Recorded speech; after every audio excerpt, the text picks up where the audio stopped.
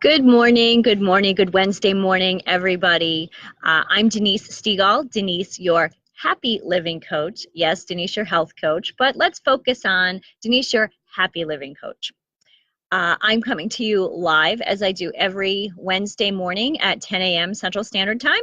I am here in beautiful, sunny Rochester, Minnesota, where the weather is absolutely fabulous.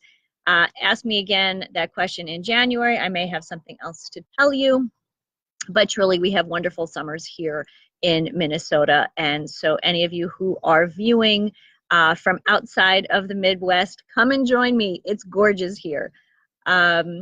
So today's topic is a little different. A lot of times I talk about health, I talk about food, I talk about healthy lifestyle. Today this is a little different. I mean, it's still healthy lifestyle.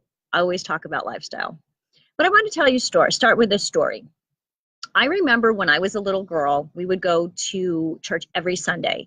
We went to this adorable little church. Kind of reminded me of the little house, the church in the TV program Little House on the Prairie. It was Christ Episcopal Church, and it was just the cutest little thing. We had a minister who, man, when he talked, his voice boomed. He was really amazing. He was a phenomenal storyteller. And truly, that's what I always saw him as, was a storyteller, because he was always telling stories to us. I understand now that those were sermons, but as a little kid, they're stories. But, you know, when we were sitting in church and there was that time when the basket was going around, and we, as Sunday school kids, we had these little envelopes that we would put, you know, a dollar or some change, whatever we had, we would put the money in there. And then the basket would come around and we'd put it in the basket. And I never really understood why we did that. I think as my childhood brain thought, you know, we're collecting because somebody's sick, you know, we're collecting for someone who has a problem or they're having a challenge. So that's what the collection was for. And then I started to think, wow, there are a lot of really sick people. If we're, you know, doing this every single week, my parents weren't rich. They didn't have a lot of money to give. My dad worked 6 days a week.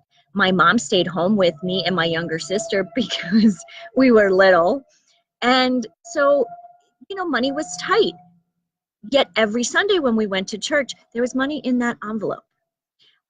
I understand now that that concept of giving is called tithing, or tithing giving.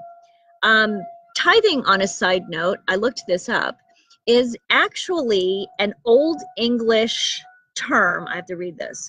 It is a legal, administrative, or territorial unit, 10 hides, it was called, which equaled 1/10 of 100. And so we kind of know that now, that tithing tends to be 1/10 of your salary or whatever it might be. But really, in this concept of tithing, tithing means giving. We've all heard the phrase, you give what you get, you have to give to receive, givers gain, what comes around goes around. So if you give, good comes back to you.